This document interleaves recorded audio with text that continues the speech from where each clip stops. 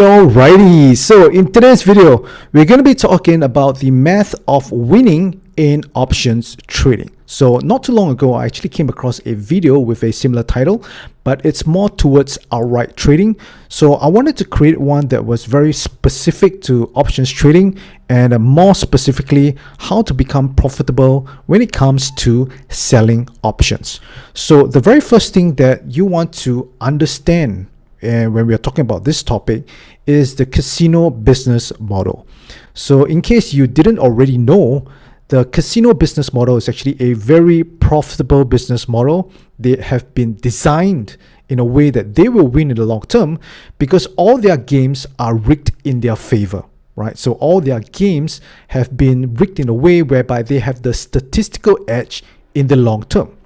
So the reason I want to bring this up is because we as option traders, we want to run our options trading business in a very similar fashion where we have the edge over the long term. So as you can see over here, this is a newspaper clipping that says, a higher casino earnings drive Marina Bay Sands top line growth for Q4. So in case you're not familiar, Marina Bay Sands is a casino in Singapore and they have been very profitable. So like I mentioned, the reason why casinos are very profitable is because their games have already been rigged in their favor so that in the long term, they will always win. Now, of course, this is if you play the casino games according to their rules, right? But there have been people, over the years, the decades, that they have found, certain ways to overcome the casino statistical edge over you. So they could win, but you notice that it's over the short term, right? So for example, if you play blackjack, there's the card counting team, right? There's a very famous movie called 21 about this. But the thing is that according to casinos, you are cheating, right? As long as you can find an edge over their edge so that you win in the long term, they're going to kick you out. They're going to remove you, right? There's also other ways to, overcome some of the edges, but we're not going to talk about that.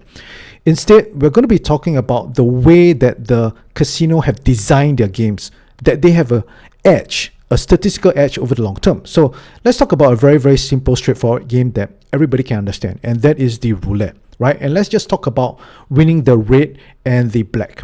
So as you know, if you were to place your bets on either red or black, your win, the payout, will be just 1:1, right? So if you bet $1, you get $1 back. So the probability of win that most people think is 50%, right? Because red and black, 50-50 each. So in this case, based on what people think, the expectancy is actually 0, right? Because if 50% of the time you get red, you get payout in 1:1, black, similar, same thing, you should break even in the long term.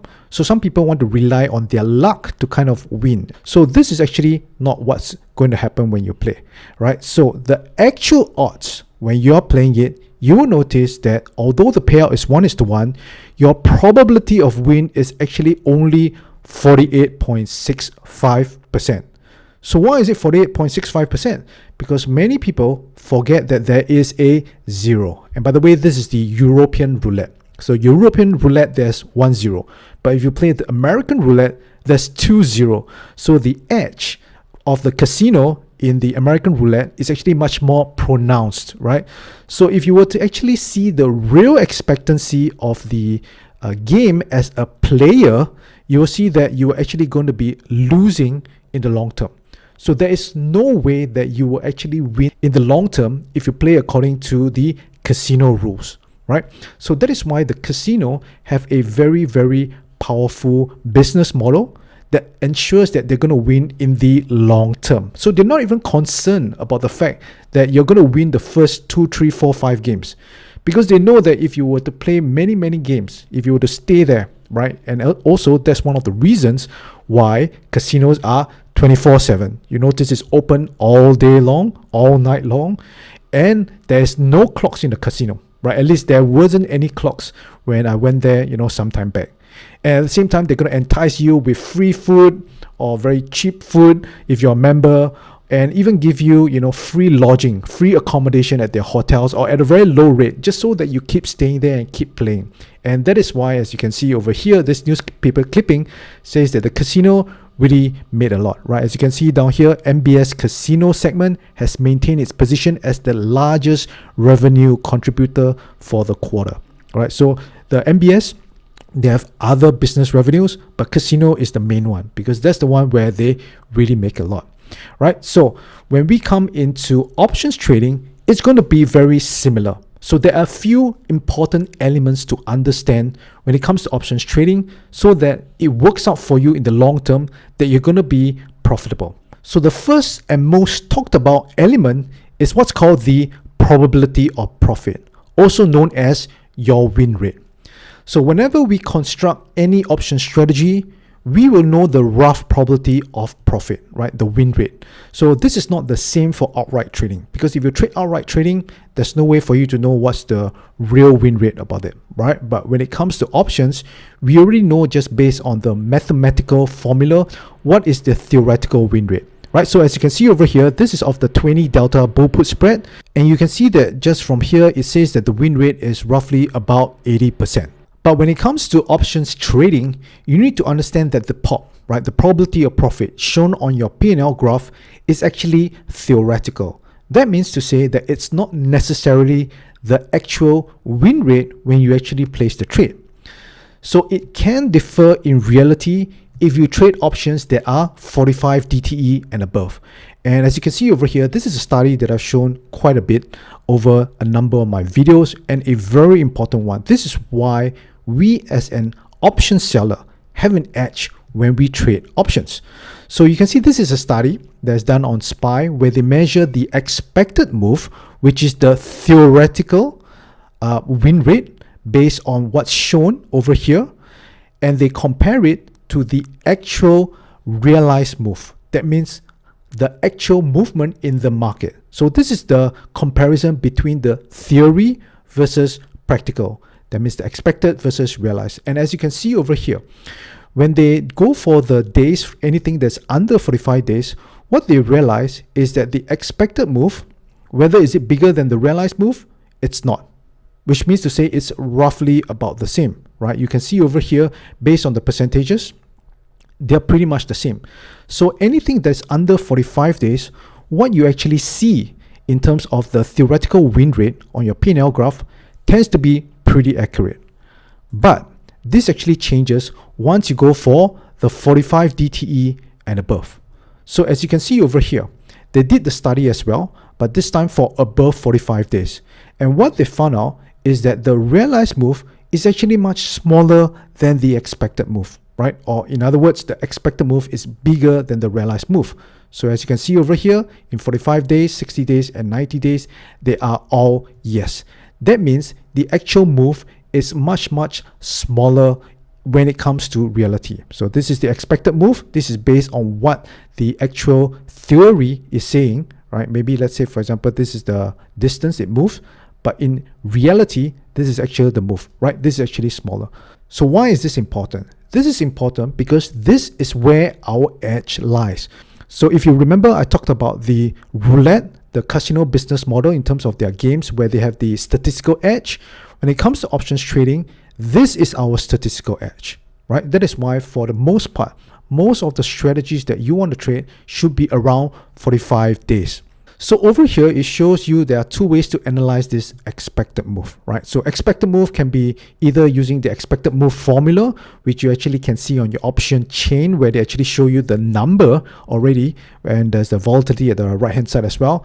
And then the other quick way where you can measure the expected move is the 16 delta options. So let's just take a look at the 16 delta options. By the way, if you see down here the numbers, I think they are actually swapped. That means the expected move numbers should actually belong to this, and this should actually belong to this, right? So that means the win rate based on 16 delta should be around 85%, and expected move should be around 71%, mainly because the 16 delta actually tends to be wider. The range is wider than the actual expected move, right? So I think they kind of got this two mixed up. So the important thing down here to actually see is this number over here. So you see the expected occurrences within range. What this means is that this is the theory. The theoretical win rate is 68%, but in actual reality, it's actually higher. So what the Tasty Trade team actually did is that they went further to actually measure this expected move versus realized move. So as you can see over here, this is for SPY. The average expected move is much bigger than the average realized move, right? Let's take a look at the overall. So what it means is this. So based on the theory, right? Let's say the theory tells you that the range, this is about $16.57, right? And this is based on, let's say, 16 delta. So we go 16 delta on both sides. And we know, based on 16 delta, what is the theoretical win rate? The theoretical win rate is 68%. So inside here would be about 68%. However, what they found out is that the actual realized move is much, much smaller. So the actual realized move is only about $10.81, right? So $10.81, which means to say the actual 16 delta is over here. So if this is the actual 16 delta that's over here, what about this one that is being mentioned as the theoretical expected move, which is the theoretical 16 delta? That means in actual reality, this part where they talked about is 16 delta, in reality should be much lower. So it should be maybe, let's say as an example, around 10 delta. And that is why the win rate now actually becomes increased. So it's no longer 68%. And in this case, it should be roughly around 80%. So this actually coincides with their own findings, right? You can see the actual occurrences within the actually expected move is actually around 71 to 85%. So the bottom line is this: your win rate is actually going to be higher than what the theory suggests if you go for the DTEs that is 45 and above. Okay, so this is a very important thing to understand, because this is where, again, like I mentioned, this is where our edge lies and makes the whole number, the math, work for us when we are selling options. So they actually also tested this in QQQ, and as you can see, same thing. Average expected move is more than the average realized move, regardless of the volatility as well. This all is the same. Same thing with IWM. So, for example, if you were to just put up a 20 delta put spread and you were to see it in your own option platform, you will see that the pop should be around 80% in theory if you hold to expiration, right? In fact, this is the TC Trade platform. If you were to see, this is based on a 20 delta, and you can see the pop down here shows 81%. So this is the theory, right? That means it should win only about 81% of the time. But when they actually place the trade out in reality, right, around the 45 DT mark, the actual win rate is actually much higher, and that is at around 90%. So as you can see, this is a discrepancy between the theoretical win rate and the practical, the actual win rate. Same thing as well for the strangle, right? So as you can see, we already talked about the strangle earlier. So a 16 delta strangle should only have a theoretical win rate of 68%, right, held to expiration. So as you can see, this is 69%. But in actual reality, you will see they actually even tested this out, right? They actually put out the trades and show that the win rate, if you hold to expiration, is 84%. This is much, much higher than the theoretical win rate. So why is this so? Same thing, is because they went for the 45 DT and above. And this has also been shown in my own actual trades. By the way, if you like this video so far, please subscribe and also click the thumbs up button, and also do get your free copy of the Options Income Blueprint, where I share the top 3 option strategies that help you generate a consistent income each month, trading just 1 to 2 hours a day, right? So if you want to go ahead to get this copy, just head on over to optionswithdavis.com/blueprint. All right, back to the video. So all those are just in theory and in their testing, but these are actual live trades. So in my actual live trades, all right, over the past 100 trades, you can see that the win rate is 77%. And this again is based on the 16 delta strangle. So theory tells me that it's supposed to be 68%, but in actual fact, I'm getting 77%. And that is also the reason why a number of you may have tried to actually calculate the expectancy based on what's actually given on the actual option chain itself. Right, so let's take a look at this one down here. If you were to calculate this over here, just based on the simple expectancy of whatever they are giving you as the win rate, you'll find that it turns out to be a negative, right? So expectancy is a very important part of how we're going to calculate our profitability of any strategy, which I'll get into later. But if you have been doing this already and you find out this doesn't work, it's basically because the difference between theory and practical. If you were to take the practical win rate and you were to calculate this now, you will see that the numbers now work. So generally with option selling strategies, we have a high win rate. right? But there's always a trade-off, right? We have a high win rate, but the trade-off is that there is a low risk to reward ratio. So maybe we're risking something like $4 to make $1, or maybe risk $5-6 just to make $1. And on the other hand, with options buying strategy, we have a low win rate, but the trade-off is a high risk to reward ratio. Now, that is not to say that one is necessarily better than the other, right? At the end of the day, both can still be profitable, really depending on how you trade it. So let us just assume that both are profitable. Now, if both are profitable, they both make the same money at the end of, let's say, 10 trades, there's going to be an edge with one strategy over the other, right? So let's take a look at both of them and compare. So the first one is on a debit spread where your win rate is about 50%, and at the end of the day, you get 1,000 profit. Now the credit spread is a higher win rate, right? But of course, you're going to have a much bigger loss when you lose. But let's say at the end of the day, it's also at $1,000 profit. So if both strategies at the end of 10 trades both yield the same profit, which one would you choose? Well, most likely the credit spread will be a much easier trade to put on. Why? It's because of the psychology that we humans go through. Imagine this: when you put on the trade and then you have the first one is a win, but then you have 4 losses in a row. How many of you can actually withstand 4 losses in a row?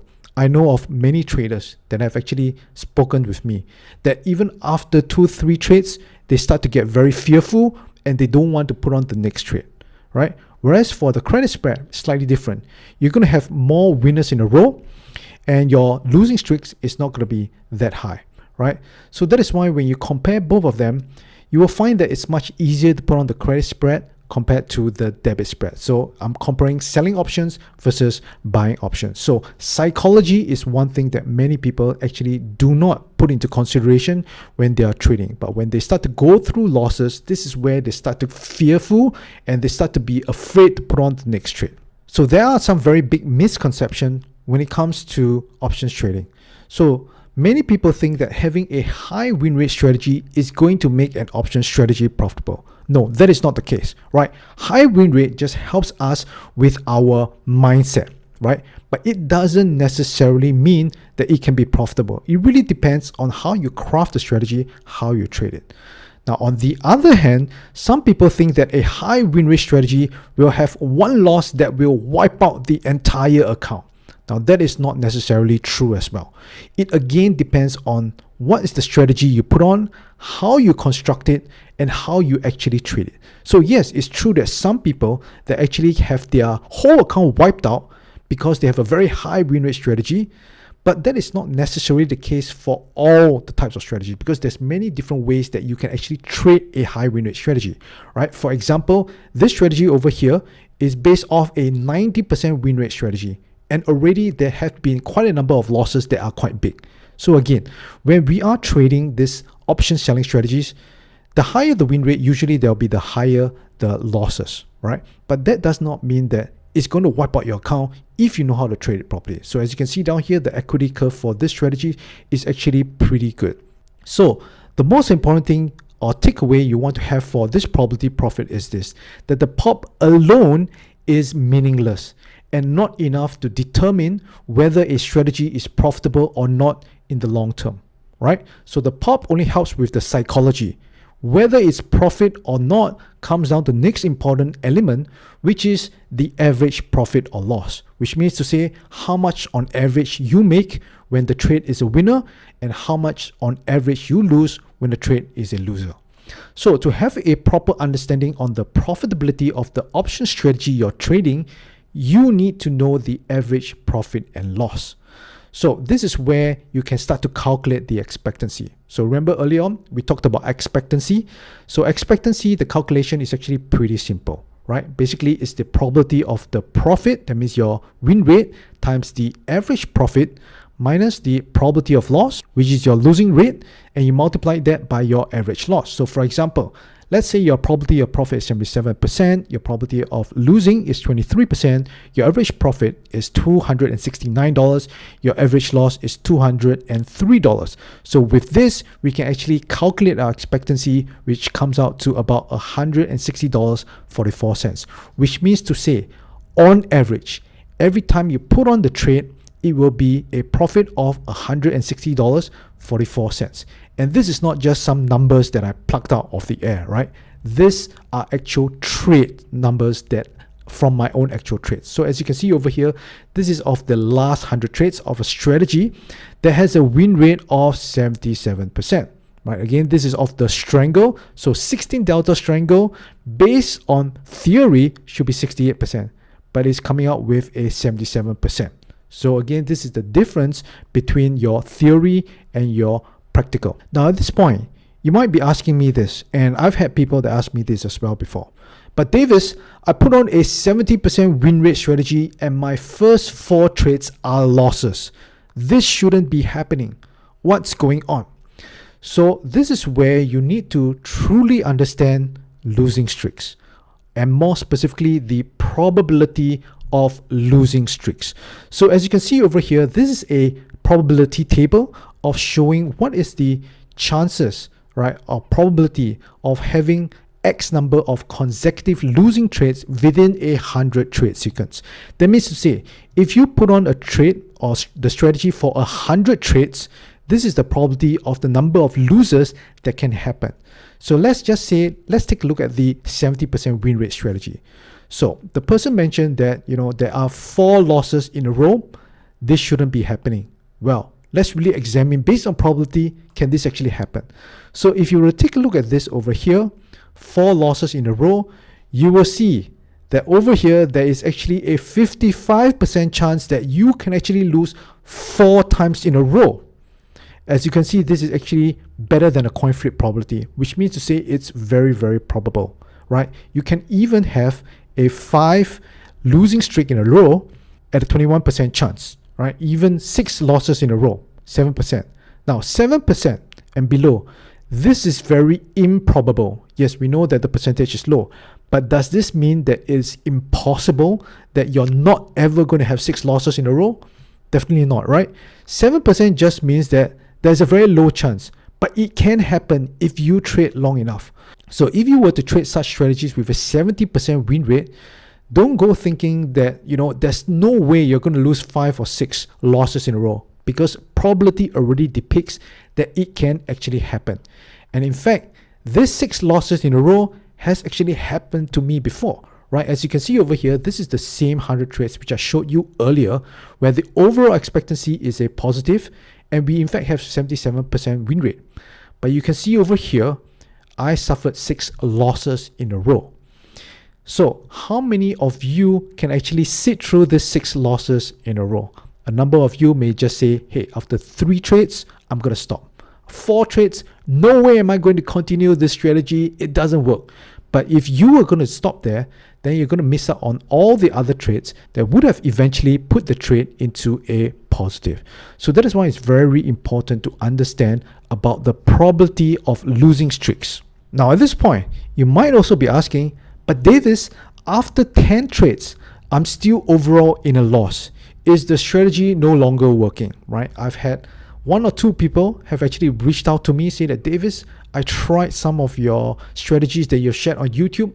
I put on 3 trades, 5 trades, and overall I'm still a loss. What's going on, right? So you need to understand the next very important concept if you want to be able to be profitable for the long term, and that is the law of large numbers. The law of large numbers is a very important concept when it comes to trading of any type, right? So for probabilities to play out, you need to understand the law of large numbers. For example, if you flip an unbiased coin just 5 times, is it possible to get heads or tails 5 times? Well, I've actually tried it out on a random number generator online, and you can do this as well, and it's definitely possible. So as you can see over here, this is one of those websites where it just does this coin flip simulator, and just the first few tries, I was already able to get 5 hits in a row. But does this mean that the probability of getting hits is 100% on an unbiased coin? Well, the answer is of course not. What if you flip the unbiased coin 100 times? Is it then possible to get it all hits or tails? Well, I've tried it as well. The answer is extremely unlikely. In fact, I've tried this so many times that I cannot even get ones that is even close to 100 times. And you can do this on your own as well. Just go to Google, search for coin flip simulator, try it for yourself. So if you were to flip this 100 times, you'll find that it's very unlikely. Now, what if you flip the unbiased coin over 1,000 times? Is it then possible to get it all heads or tails? The answer is impossible. So as you can see, the more flips you do, at the end of the day, you're going to get a probability that is going to be very, very close or even exact to the actual true probability of the actual coin itself, right? The coin is 50% chance to get heads or tails. So what am I trying to say over here? So what I'm trying to say is that the larger the sample size, the more it will reach the true probability. So for those of you who have tried, some of the strategies that I put on YouTube, you put on 5 trades, 10 trades, but overall you're not profitable, it's only because your sample size is just way too small, right? You can see over here, the coin flip. The smaller your sample size, the smaller the number of flips, the chances of you actually getting a very skewed rate probability of getting heads or tail is very high, right? You could get 80% of the chance, 70% of the time, either heads or tail. But once you start to flip them many times, you'll notice that the true probability actually starts to show up. And this is the same for options trading as well. As you can see over here, this is a study done by the JC Trade team. And they say that increasing sample size makes the win rate or realized probability of profit more consistent over long periods of time. So same thing as well. If you take a look at this table on the left hand side, you can see that the swing is very erratic, right? You can go from 100% all the way down to about 55%. So this is based off a 80% win rate strategy. So if you were to put on this trade for maybe just 10 times, you could see, right, maybe only 55% win rate if you're very unlucky. On the other hand, you could be 100% win rate. But this does not show that this is the true probability. You need more trades to put in. So as you can see over here, same thing as well in my own trading. If you were to just focus in on the first 10 trades over here. So let's just box out the first 10 trades. At the end of the day, it could be actually a break even or maybe even a slight loss, right? But does this mean that the whole strategy doesn't work? Definitely not. Same thing over here. What if you were really unlucky and your first 10 trades is where the very first 6 losses in a row happen? Then guess what? You're going to think that this is a very crap strategy and you're going to start to make a lot of noise, right? But the truth is that once you start to place more trades, this is where the probability and the edge of your strategy will eventually play out. So here's the key to long-term profitability in options trading. So first of all, we do want a reasonably high win rate options selling strategy. Why? Because this actually benefits your psychology with shorter losing streaks. A lot of time, many people underestimate this. They get very fearful just from the big losses. But if your numbers work out, like I mentioned, if you use the edge, whereby the expected move is most often the time more than the realized move, then this is where you can have the numbers play out for you in the long term, even though you're going to have some big losses, right? Those big losses compared to your small wins is just normal, right? But if the numbers work out, you can still win in the long term. But the more important thing regarding this high win rate is because of your psychology. If you were to go for a lower win rate strategy, like maybe the debit spread with a 50%, if you reach a point where you have 6 losses in a row, and the probability table, the probability of losses table, have already shown that it's very possible, right? Take a look at 50%. You can see that there is a very good chance, or rather a 52% chance, coin flip chance of getting 7 losses in a row. How many of you can actually sit through this drawdown? Many people would, after 4 losses or 5 losses, they're just going to throw in the towel and stop trading it. So that is why having a high win rate is important for our psychology to continue putting on the trade to eventually let the edge play out in the long term. Number 2, risk to reward ratio is not as important as the average profit and loss that makes the expectancy work. Because when we are trading options, it's not all the time you're going to hold to expiration. In fact, I've shown in quite a number of my other videos that we want to get out latest at 21 DTE. So when you exit earlier than what the expiration suggests, then you're not going to actually realize the max profit or the max loss. It's going to be somewhere in between. So this is where the average profit and loss comes in. Next, you also need a very firm understanding that losses are inevitable. So I cannot emphasize this enough, because a lot of time, many people put on trades to avoid losses. So probability alone already tells you that you can lose one time or another, right? You trade long enough, losses will come. Even if you have a high win rate strategy, like 80% or 90%, there's still a 10 or 20% chance there's going to be a loss. So when the loss comes, just take it. Also, drawdowns are expected. That means you could suffer a period of time that you could be still in the negative, right? For example, if the first 10 trades overall still going to be a loss, that's a drawdown. But again, this is where you need to continue to put on the trades so that over time, you're going to let the numbers play out, the probabilities play out, your edge play out, and take things back to the positive again. And losing streaks will happen. So that is why this again ties back to a high win rate. If you have a higher win rate, your losing streaks is not going to be that long drawn out. But with that said, there's still going to be a losing streak. So for example, you saw on the spreadsheet I showed you earlier, 6 losses in a row can happen, again, depending on the probability of the strategy that you're trading. So that is why proper risk and money management is very important to ensure you're still in the game even after going through losses, drawdowns, and losing streaks. So proper risk and money management just basically comes down to proper position sizing. That means the risk that you put on per trade, and also how much of your total capital you're going to risk at any single time. So when you have these two correctly and you don't over leverage to the point where you're using the whole capital in your account, then you'll never get into a point whereby a single trade will wipe out your entire account. And finally, let the edge work out over the long term through the law of large numbers. If you're still not getting the results that you think you should be getting, or an overall positive, take a look at how many trades you actually put on, right? Generally, for any proper expectancy to really show its true kind of profitability, at least 100 trades. So you definitely want to focus at least on the next 100 trades rather than just the next 10 to 20 trades or so. When you put all this together, then this is how you can be profitable in the long term when you're selling options. By the way, if you like this video, then you're absolutely going to love this next video which I have for you. So go ahead and watch that video right now. Also, if you haven't already gotten your free copy of the Options Income Blueprint, you can do so just by clicking this link down here on your screen, and you'll be able to get it for free. Alright, I will see you in the next video.